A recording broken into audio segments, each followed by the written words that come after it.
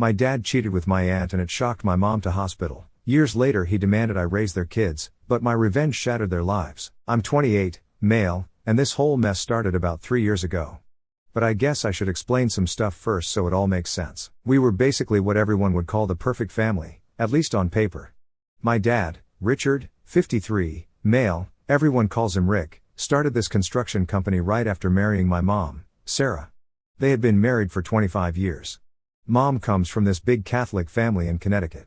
She's got 5 sisters, and they used to be super close, like finishing each other's sentences close. Her younger sister, Rachel, was always around when I was growing up. She was that cool aunt who'd sneak me extra dessert and cover for me when I did dumb teenage stuff. We lived in this nice house in Lexington, like not mega rich or anything, but comfortable. Dad's business really took off when I was around 10, and suddenly we were living pretty good, family vacations to Disney World every other year, new cars, that kind of thing. Mom was super involved with church stuff and ran these big charity events that everyone in town knew about. Aunt Rachel taught kindergarten at the local elementary school, and all the parents loved her because she was so good with the kids. Every single Sunday, no matter what, we'd have these massive family dinners. Like, everyone had to be there unless you were literally in the hospital. Dad would fire up his fancy grill, the one he spent way too much money on but wouldn't admit it, and all my aunts would bring their special dishes. Rachel always made this amazing mac and cheese that everyone fought over. I remember this one Sunday, maybe 6 months before everything went down, when my cousin Tommy, Rachel's kid, made some joke about how his mom was always texting someone these days. Rachel got super weird about it and said it was just work stuff. Dad knocked over his drink right after that. I didn't get the signs back then, but the day it all blew up is burned into my brain forever. It was our annual Memorial Day barbecue. Everyone was there, all my aunts, uncles, cousins, even some neighbors. We always did this huge cookout thing where people would come and go all day. Dad was acting weird the whole time, kept checking his phone and walking away to take work calls, which was strange cause like, it's Memorial Day, what construction work is happening on Memorial Day? Rachel was late, which was super weird for her cause she's usually the first one to show up to help set everything up. When she finally got there, she was all flustered, saying there was traffic on Memorial Day in our suburb. Sure. She put her phone down on the table to help carry some food out, and that's when it happened. My cousin Tommy, who was 16 at the time, grabbed what he thought was his phone. They had the same blue iPhone case. He was going to show his girlfriend some TikTok or whatever. But when he opened it, man, there they were, hundreds of messages between my dad and Rachel.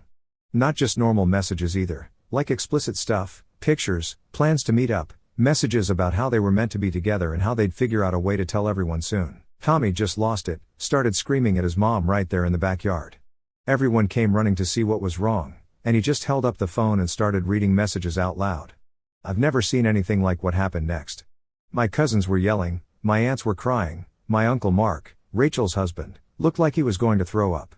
I just stood there frozen, watching this nightmare unfold in real time. I didn't ever think my dad would go this far.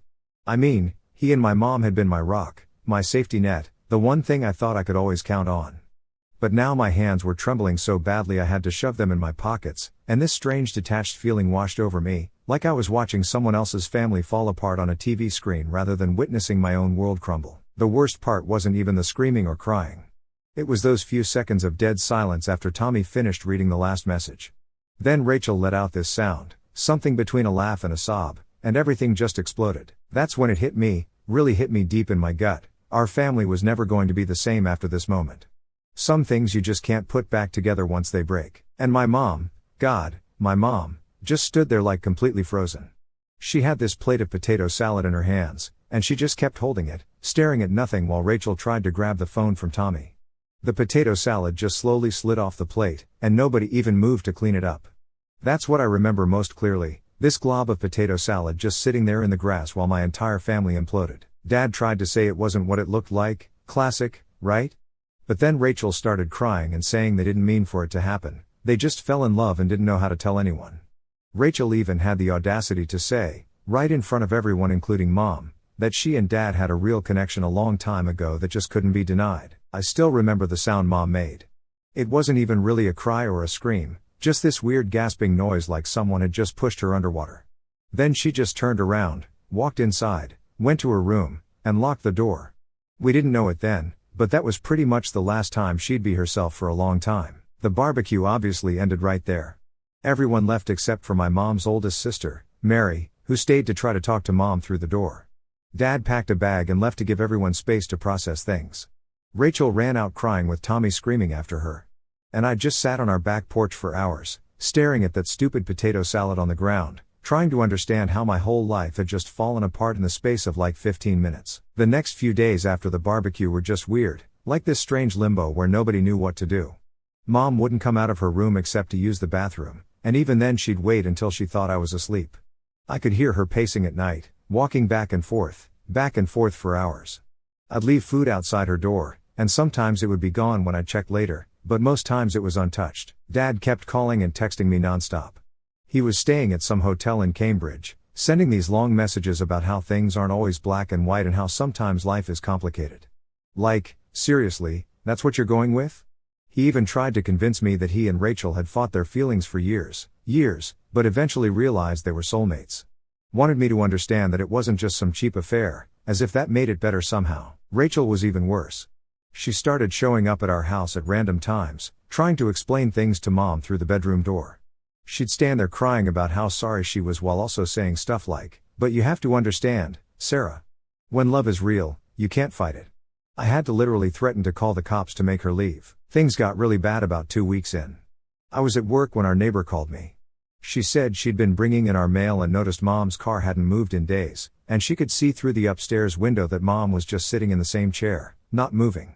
I rushed home and found mom exactly like that, just sitting there in the dark, still in the same clothes from the barbecue, staring at this old family photo from Disney World. She wouldn't respond when I talked to her, wouldn't even blink, just kept staring at that picture. I tried to help her up, and that's when I realized she was burning up with fever. Called 911 right away. The EMTs said she was severely dehydrated and had a really high fever from a massive infection. Turned out she hadn't been taking her medications for her autoimmune condition for the past 2 weeks. The hospital was a nightmare. They admitted her to the psych ward after she had this complete breakdown in the ER, screaming about how she'd given Rachel everything, helped her pay for college, let her live with us for free when she got divorced from her first husband, even got her the teaching job at the school. The doctor said it was a severe depressive episode triggered by acute trauma. And you know what Rachel did? She actually told the doctors that mom had always been unstable and had episodes when they were growing up. Complete lies. She even tried to suggest that maybe mom's mental issues were why dad turned to her for comfort. The doctor shut that down real quick, but the fact that she even tried that, man, my aunts, except Rachel, obviously, took turns staying with mom in the hospital. Mary, Patricia, Catherine, and Elizabeth, they all rearranged their lives to make sure someone was always there. But the damage was done. Mom wouldn't talk to anyone except the doctors. She'd just lie there crying or staring at nothing. Meanwhile, my dad couldn't care less. He and Rachel were already playing house. They got an apartment together using money from dad's business. Rachel quit her teaching job because suddenly she was too stressed to work. They started posting on social media about starting fresh and choosing happiness. The worst part was how they started spreading their version of events around town. Rachel told everyone at church that mom had driven dad away by being cold and distant, said mom was obsessed with her charity work and neglected dad, even suggested that mom had known about them for months but pretended not to notice because she preferred to play the victim. Tommy, Rachel's son, was having a really rough time. He was living with his dad, Rachel's ex, full-time and refused to see his mom. But Rachel somehow twisted that too, telling people that I had poisoned Tommy against her and dad. Like, no, Rachel, pretty sure you did that all by yourself when you destroyed our families. By the end of the first month, it was clear mom wasn't going to be coming home anytime soon. The doctors recommended a longer-term care facility, so we went to another psychiatric hospital. I had to pack up some of her stuff to bring there, and finding things for her to wear just wrecked me. All these normal clothes, her favorite sweater, her gardening jeans, her Sunday church dress, just hanging there in the closet like everything was fine, like she'd be back any minute to wear them again. That's when I really understood that nothing would ever be normal again. Our family was just gone, and the people who destroyed it were already moving on like nothing had happened while the rest of us were left trying to pick up the pieces they'd shattered. Life got into this weird routine after mom went to the hospital. I'd visit her every Wednesday and Sunday after work. The doctor said having a regular schedule would help her feel more stable. At first, she wouldn't really talk much during visits, just kind of nod or shake her head. But after about 3 months, she started having good days where she'd actually look at me when I talked about my work or what was going on with my cousins. Then Rachel dropped her first bomb. She posted this whole thing on Facebook with a picture of a sonogram, not just pregnant with twins. The post was all about God's blessings and love finding a way and how she and Dad were over the moon excited. She tagged like everyone we knew, including Mom's sisters and some of Mom's friends from church. Who does that? I found out later from my cousin Lisa that Rachel had actually gone off her birth control months before the affair came to light. She told Lisa she was hoping for an accident because she thought a baby would make Dad leave Mom. Guess she got her wish, and then some. Dad went completely nuts with the pregnancy news, started posting daily updates about his growing family and calling the twins their miracle babies. He even had the nerve to message me asking if I wanted to help them set up the nursery in their new house. Yeah, they bought this massive place in Newton using money from his business. I was shocked with how much money Dad was getting out of that business. Like, the construction business was doing okay, but not buying million-dollar houses okay. Mom's doctors had to adjust her medication when she found out about the pregnancy. She stopped eating again for a while. The only thing that seemed to help was when Tommy started visiting her. It was like she could handle hearing about life going on from him because he was hurting too. But Rachel and Dad wouldn't leave me alone. They kept showing up at my apartment unannounced. Rachel would stand there with her hand on her belly, talking about how the twins would need their big brother and how family has to stick together in times of joy. The woman destroyed her sister's life and was acting like we should all be celebrating. The real crazy started when she was about 7 months along. She began calling me multiple times a day about helping with the twins after they were born, said she and Dad were so busy with the business that they'd need someone to watch the babies 3 days a week. When I didn't answer her calls, she'd email me these long guilt trips about how children are innocent and how I was punishing babies for adult problems. Then the twins were born, Emma and Ethan. And Rachel started this thing where she'd send me daily pictures of the twins with captions like missing their big brother or waiting for Uncle James to come meet them. When that didn't work, she switched to sending videos of them crying with messages like they can feel that their family is incomplete. It was straight up emotional manipulation. The worst was when they started showing up at my work. Rachel would come with the twins during my lunch break, crying in the lobby about how expensive daycare was and how they needed family help. My coworkers were super uncomfortable. My boss even offered to call security a few times, but I worried that would just make everything messier. Dad tried a different approach. He started talking about making me a partner in his business, saying he needed someone he could trust to help manage things while he focused on his new family. Said he'd give me a 25% stake if I agreed to come work with them and be there for the twins. Looking back, that offer makes me laugh now, considering what I know about the business. They even recruited people to pressure me. Rachel would tell people at church that I was refusing to acknowledge my own siblings and that I was letting jealousy poison my relationship with innocent children. Some church ladies actually came to my apartment to counsel me about forgiveness and family obligations. I had to switch to a different grocery store because I kept running into these people who tried to lecture me. The thing that really got me, though, was when Rachel started comparing herself to Mom. She'd say stuff like, "I'm being a better mother than Sarah ever was, and at least I'm emotionally available for my children." She even told people that the twins were lucky not to have Mom in their life because they deserved better than her instability.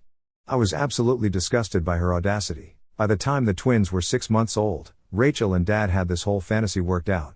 They wanted me to take the twins every weekend so they could have couple time. Said it would be good practice for when I had my own kids.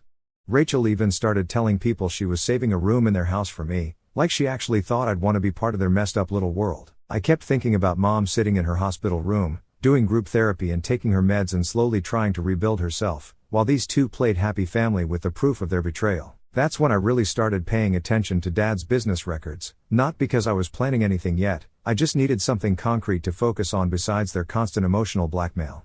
So I started looking into the business stuff just to distract myself from all the twin drama. But man, I had no idea what I was about to uncover. Back in college, I'd helped Dad with the books during summer breaks, mostly doing basic data entry and filing stuff. I remembered seeing some weird things but never really thought much about it. I was just a dumb college kid happy to make some extra money. But now, looking at everything with fresh eyes, things weren't adding up, like literally not adding up. I started noticing these patterns in the invoices. They'd have jobs listed for way more materials than what would actually be needed for that type of project.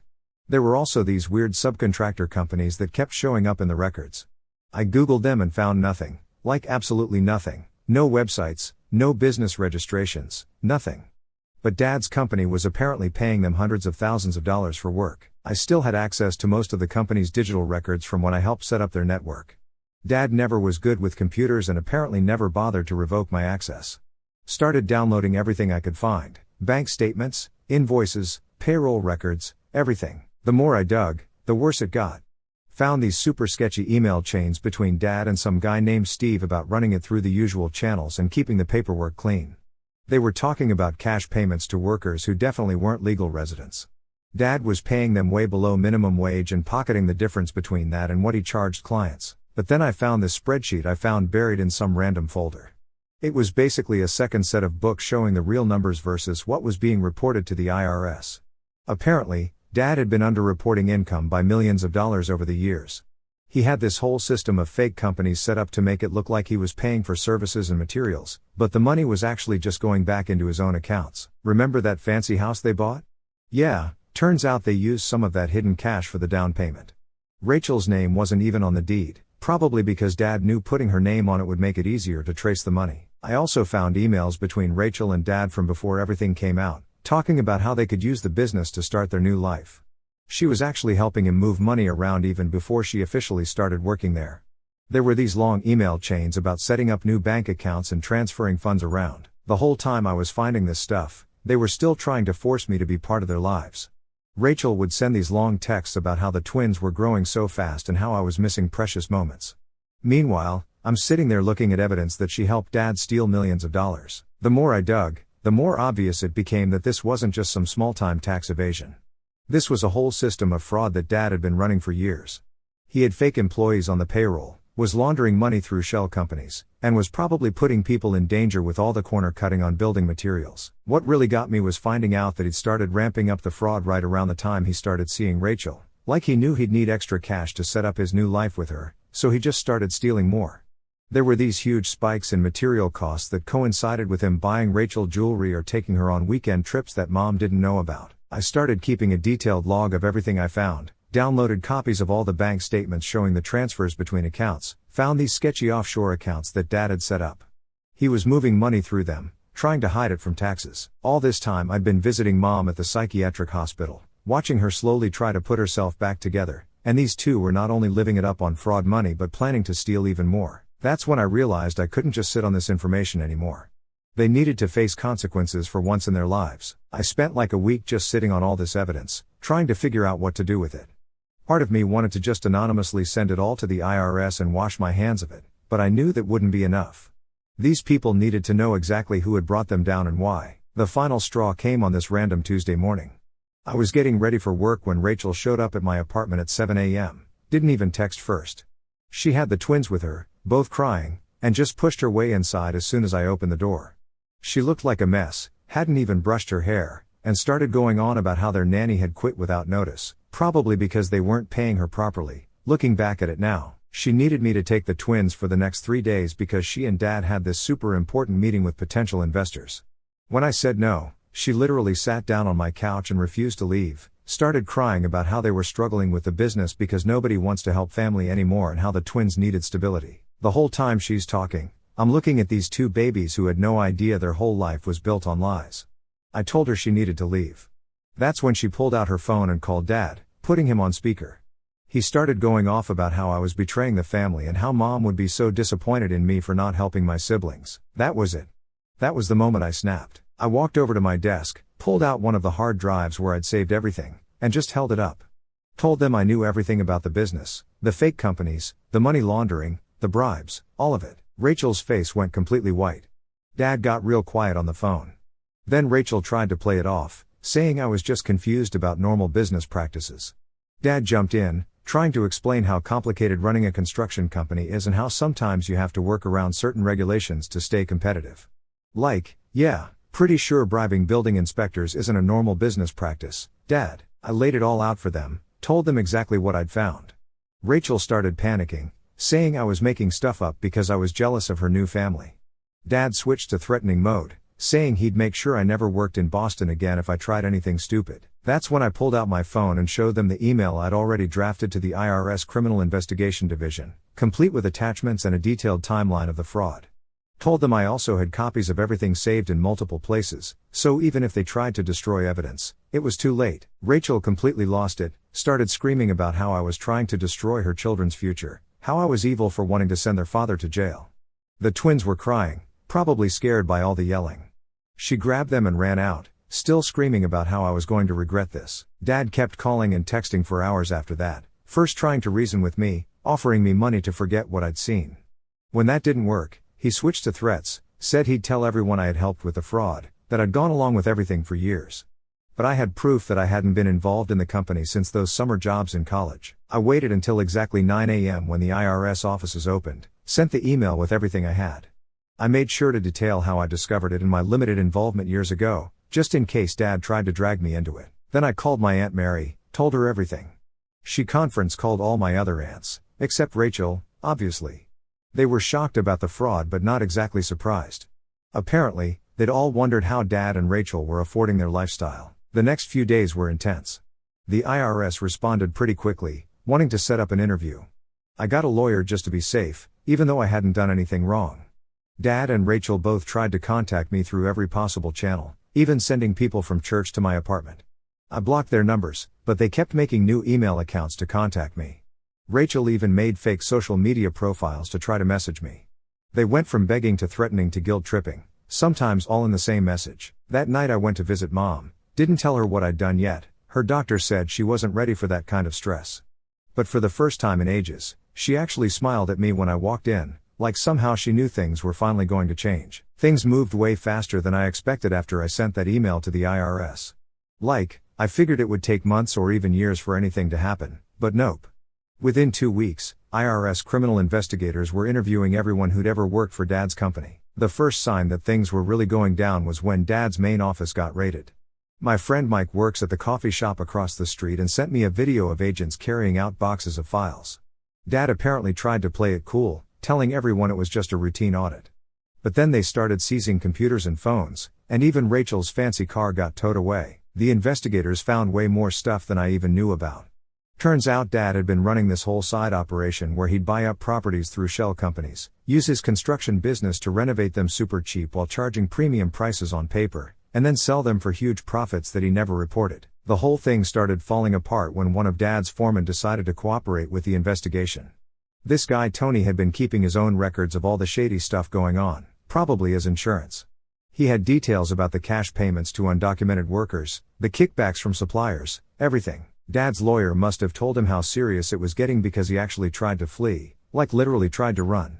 He booked tickets to Mexico for himself, Rachel, and the twins. The feds picked them up at Logan Airport. Rachel was screaming so loud they had to clear out part of the terminal. The local news got footage of them being led away in handcuffs while some airport employee held the crying twins. That's when all their fancy friends started disappearing. All those people from church who'd been harassing me about family loyalty suddenly couldn't remember ever supporting Dad and Rachel. The country club canceled their membership. Their neighbors started a petition to protect property values by forcing them to sell their house. Rachel's involvement came out during the investigation too. She'd been writing checks to herself from the company accounts, claiming they were for consulting services but actually using the money to buy designer stuff and pay for fancy hotels where she and Dad would meet up during their affair. She'd even used company money to pay for fertility treatments when they were trying to get pregnant with the twins. The prosecutors offered Dad a deal, 5 years if he cooperated and helped them track down all the money. His lawyer probably told him to take it because he signed the agreement pretty quick. Rachel wasn't included in the deal, though, since she'd tried to destroy evidence after the investigation started. She deleted a bunch of emails and tried to shred documents, not realizing the feds already had copies of everything. Social services got involved because of the twins. They placed them temporarily with Rachel's ex-husband and his new wife, since they already had experience raising her kid Tommy. Rachel completely lost it when she found out. My dad's construction company obviously went under. All the legitimate employees lost their jobs, which I feel bad about. But the investigation found that most of the recent employees were actually just names on paper. Dad was claiming salaries for people who didn't exist and pocketing the money. They seized pretty much everything from them: the house, Rachel's car, their vacation place in Maine, all their bank accounts. The only reason the twins still had clothes and toys was because Tommy's stepmom, Rachel's ex, got married, went to the house before it was seized and packed up their stuff. So while Dad was sitting in federal prison and Rachel was dealing with her own legal mess, the real drama was happening in our extended family and community. This whole situation just split everyone into camps, and people I'd known my whole life started showing their true colors. My cousin Lisa from Mom's side started this private Facebook group for family healing or whatever. It turned into this whole war zone. Rachel somehow got added to it and started posting these long rants about how everyone was abandoning her in her time of need and how her children were suffering without their family support system. The thing is, the twins were actually doing really well with Rachel's ex and his wife Jenny. Jenny's a child psychologist, so she knew how to help them adjust. Tommy was even starting to bond with his half-siblings, which was pretty amazing considering how he felt about the whole situation at first. But Rachel couldn't handle seeing her ex-husband raise her kids again. She started telling everyone that Jenny was trying to replace her as the twins' mother. She even tried to report them to CPS with some made-up stories about neglect. The social worker saw right through it, though, especially since Jenny had documented everything since the twins arrived at their house. The worst part was watching Rachel try to manipulate Tommy through all this. She started sending him these guilt-tripping messages about how he was abandoning his brother and sister by not defending her to the family. Tommy ended up having to start therapy to deal with it all. His dad finally got a court order to make Rachel stop contacting Tommy directly. Then there were all these random people coming out of the woodwork claiming Dad or Rachel owed them money. Like, this guy showed up at my apartment saying Dad had promised to invest in his startup. Another woman said Rachel had taken money from her to invest in the construction business. Turns out they'd been running this whole scam getting investments from people at church. The hardest part isn't even the logistics of it all. It's watching how this has fundamentally changed who we are as people. Mom's doing better in therapy, but there's this heaviness to her now that wasn't there before. The doctors say that's normal, that healing doesn't mean returning to who you were before the trauma. It means learning to live with what happened and building something new from the pieces left behind. I don't know what our family looks like moving forward. The old version of us is gone, shattered beyond repair. But maybe that's okay. Maybe we can build something stronger from the ashes of what they burned down, something that doesn't include people who could hurt their own family this deeply and still expect us to just get over it. The irony is Dad always taught me about consequences, about owning up to your mistakes and facing what you've done. I guess now he's finally learning that lesson himself, one prison day at a time. As for me, I'm focused on Mom's recovery and letting the legal system do its job. Some people don't deserve a second chance to burn down your life. For now, I'm focusing on being there for Mom and letting the lawyers handle everything else. Some bridges, once burned, should stay ashes. First off, I should say that Dad's sentence could have been extended because they kept finding more issues with his business dealings. He was supposed to have another hearing next month about some new evidence they found, but that's not happening now. 3 days ago, they found him in his cell. Well, the official statement says it was self-inflicted. I'm still trying to wrap my head around it. The guard who found him said there was a letter, but I haven't read it yet. Not sure if I want to. Rachel's completely lost it. She showed up at my apartment at 3 a.m. screaming that I did that to him. She kept yelling about how I destroyed our family and how I'll have to live with this forever. I just stood there letting it all sink in. I honestly don't know how to feel. Like, should I be sad? Angry? Relieved? He was still my dad, but also the person who destroyed my mom's life and stole millions of dollars. The person who destroyed the lives of all of us after choosing to have an affair with my aunt and then expected everyone to just be okay with it. The person who tried to make me feel guilty for not wanting to play happy family with their affair babies. Mom's reaction was unexpected. When I told her, she just got really quiet and then said, "I forgive him. Not for my benefit or his," she said, but for herself. Said carrying around anger wasn't helping her heal. Her doctors say this is actually a really positive development for her recovery. The twins are still with Rachel's ex and Jenny. Rachel's facing her own legal troubles, looking at 2 to 3 years minimum, so they'll probably stay there. Tommy's been amazing with them, actually says they shouldn't have to pay for what their parents did. Mom's doctors are monitoring her closely to make sure this doesn't trigger a setback, but she seems stronger than anyone expected. She's even talking about maybe coming home soon, says she wants to reclaim her life. Rachel's still facing charges for her role in the business fraud. Her lawyer tried to use Dad's death to get sympathy from the judge, but the prosecutor has emails proving she was actually the one who came up with some of their schemes. Does feeling relieved make me a terrible person? Like, part of me is sad, but another part feels like maybe now everyone can finally start to heal without him trying to control everything from prison.